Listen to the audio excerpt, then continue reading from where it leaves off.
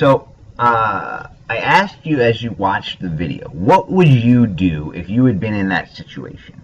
Well, here's what we're going to do. We're going to now kind of think about what you should or shouldn't do in this situation. And the answer to your question is, to my question is, it kind of depends. And that, what it depends on here, I will unveil in just a second. But I want you to kind of make the payoff matrix.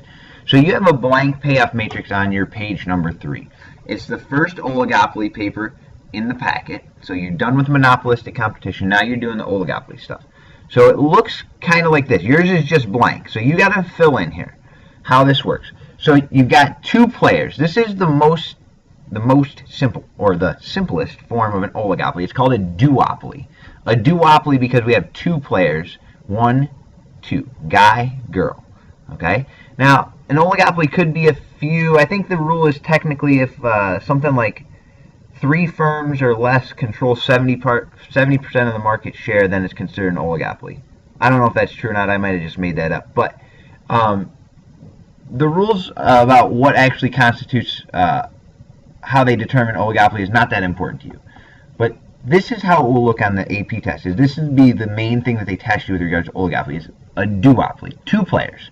So we've got the guy and the girl, and the guy and girl can both make 2 decisions.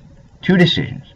They can either choose to split or they can choose to steal. One or the other. They have no other decisions that they can make. The same for the girl. Split or steal. Now the question becomes, what happens if we split? So in this situation, so I've got the 4 kind of outcomes here that we could expect. So I'm going to put those in here. So now if you remember, the host, he explained that if they both split, they would both get to take home some money. So they would get to take home, they would split the $100,000, and so they would end up with $50,000 each. So I'll take my $50,000 here. So if the guy splits $50,000, if the girl splits, she gets $50,000 too. So that's like this. Okay? So they both get $50,000. So notice how the box is set up here. So you can see this done in a couple ways. This is the way that I think the book does, or at least my old book used to do, but you can see it either way. So it'll be a diagonal line like this. So the long side, the kind of the side that the triangle opens up to, so here's your triangle, 1, 2, 3. The side that the opens up towards the guy, that's the split. So this is his reward right here. And let me do this. I'll to even make this even more evident for you. So the guy, let me get my marker, we'll make the guy in blue. So everything for the guy is going to be blue. So every box like this, actually I'm not going to do that yet, and the girl will make red. Okay, so there we go. So if they both split, they both take home $50,000. But if, like happened in the video, the girl chooses to steal and the guy chooses to split, well, the girl gets to take home the whole shebang. She makes $10,000. And the guy, he not only gets $0, but he also got humiliated pretty good too. So he gets this one. Alright? Like that. I wish that was a little bit smaller, but shoot. Oh, maybe I can. Haha, look at that. Maybe I can make it even smaller. Beautiful. Alright, so girl. Actually, I'll just do this at the end. Now, the opposite would have been true if the girl would have chosen to split here, and the guy would have chosen to steal. The guy would have gotten the 100K. So we put that up here. So notice, this is if the guy steals and the girl splits. The girl splits, she's going to take home the $0 and the humiliation. Okay. Come on now. Actually, let me pause it. So again, we were just talking about if the guy chooses to steal, he'd get 100K. If the girl chose split, she'd get $0 and humiliation. Notice that each one of these big rectangles here that's divided in 2 represents one combination of decisions here. So it's not just, this isn't the guy steals here and this was what happens. No, it's if the guy steals and the girl splits. Notice that this box here is different than the first one we filled in, where the guy was choosing to split and the girl was choosing to split. And I know it says, yeah, oh, for some reason I thought I spelled it wrong. But split. Now, the last box we got to do is if they both chose to steal, they were coming up empty-handed. All right, they got nothing. But they didn't get humiliated because, well, nobody went home with anything. So they kind of both just got squadoosh here. Now the question becomes, what should you do here? Now let me pause for a second.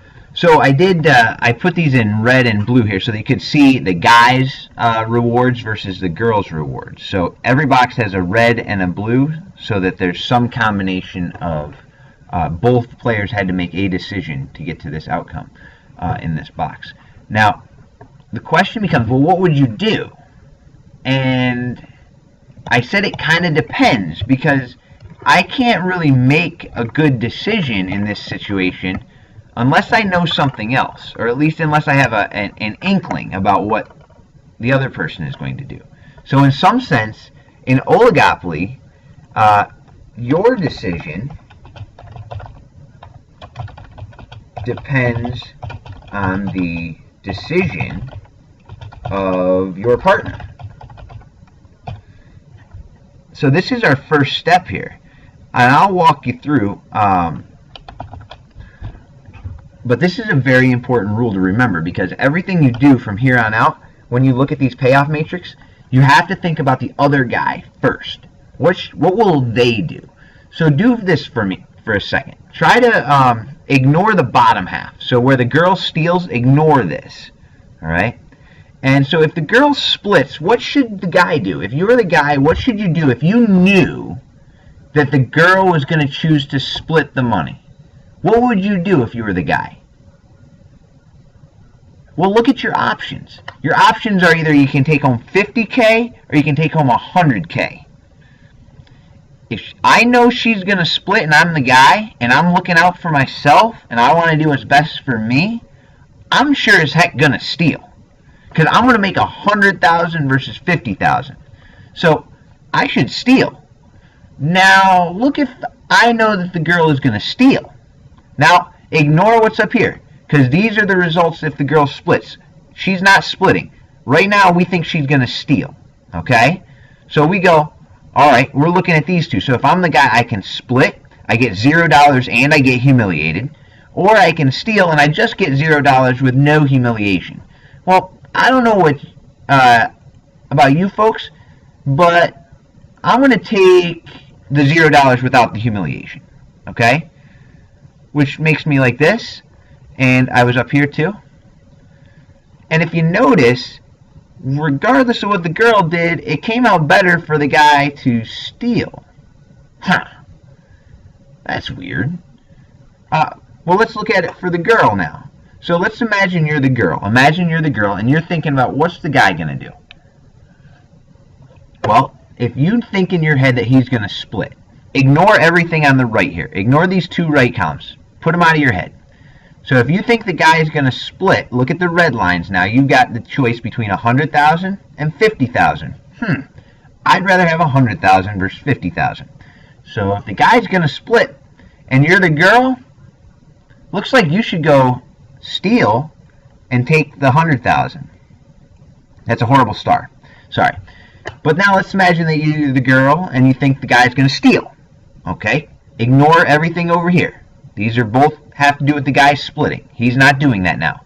So you say, okay, if the guy steals, I've got $0 plus humiliation, or I can go with just $0. Looks like I'm going to go $0 again. And what you find out is, regardless of what the situation is, you should steal here. This is what we call a prisoner's dilemma. And I normally make you guys act this out, but this is the prisoner's dilemma. Oh, sorry.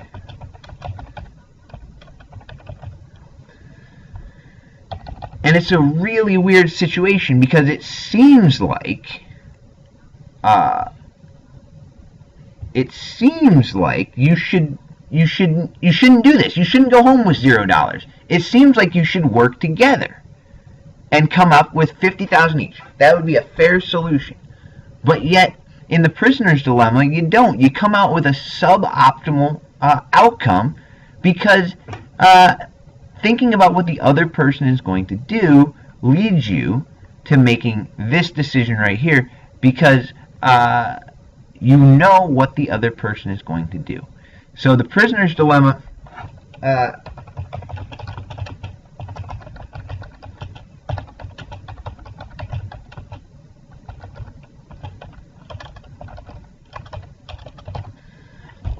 and maybe I'll make you a shoot, I don't have a place to put this.